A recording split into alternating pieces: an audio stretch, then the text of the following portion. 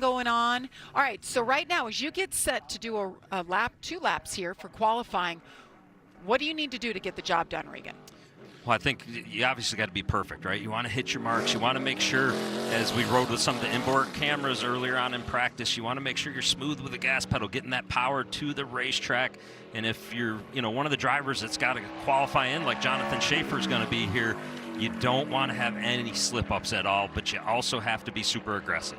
How about this? He's driving a Ram. It's not one of the factory Rams from Colleague Racing. This is the first time that we've seen this. That's pretty cool that they've gone down this road, and they've timed it pretty well, because the Ram showed up here in Indy with a lot of speed. So you asked that question, Jamie, what are you thinking? Well, it depends on what your agenda is. There's a couple guys that just have to be perfect and put in a good enough lap to make sure they get to compete tonight.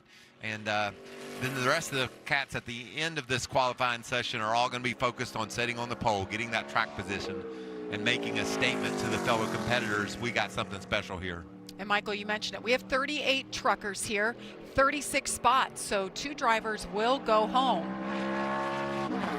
We'll see the first lap for Jonathan Shafer, a 24:04. That was about 0.3 quicker than what he turned in practice. So doing a nice job as you see him just sliding, and he's been sliding just a little bit too much the entire lap, but yeah, did a nice job to find a little bit more speed from practice. Wasn't able to pick up on lap 2. It'll be interesting to see the trend there. We saw at Wilkesboro it was kind of 50-50. Half the top 5, or excuse me, half the top 10 did it on lap 1, some on lap 2. So that's good when you have those options. If you do slip a little bit more than you meant to, you got a chance to back it up on that second